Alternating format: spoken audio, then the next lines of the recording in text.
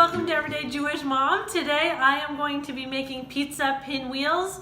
This is one of my favorite foods to make for a kid's party.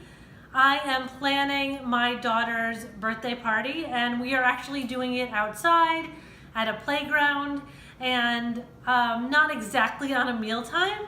So these work well as a snack, but also a filling enough one that if they needed a meal, it would qualify as a meal. And it's a food that can be eaten standing up with your hands, so like less of a commitment if the kids want to then run off and keep playing.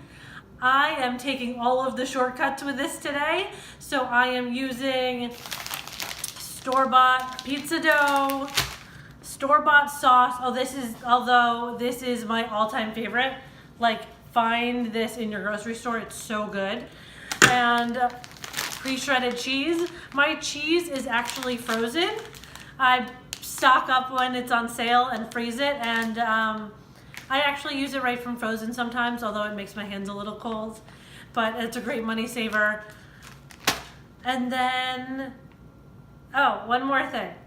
I didn't super clean up my kitchen today. In all my previous cooking videos, I have made sure that my counters are clear and everything is clean behind me, but I've realized that that's not really how my kitchen is, and I suspect that most of you viewing this, that's not how your kitchen looks either. And I just wasn't being honest about it. I was really just kind of taking the clutter and smushing it away so it wasn't in the shot. So I keep cooking things around my stove like most people. And you know, I want to be honest about my life. So here's my real kitchen. Anyway, let me show you how to make these.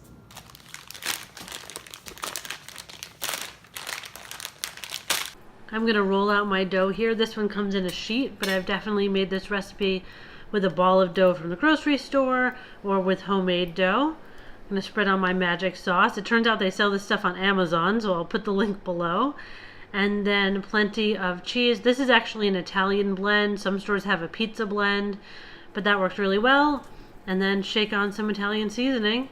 Ta-da! All right, now it's time to wrap it up. I have found that wrapping from the far side towards me works the best. I try and do it as tight as possible, but no worries. When they bake, the pizza dough rises and fills in any gaps. So once this is all rolled up, doodly doodly doodly doodly doo, then we are going to cut our individual pinwheels. I'm going to use these kitchen shears you see here. They are one of my favorite kitchen utensils. Implements? Utensils was right? Anyway, I'll link a pair below, but seriously, you should get some. So I'm going to cut the individual ones. Make sure the twirls are kind of sticking together and the layers are showing at the top. And then we just need to bake them. Just like that.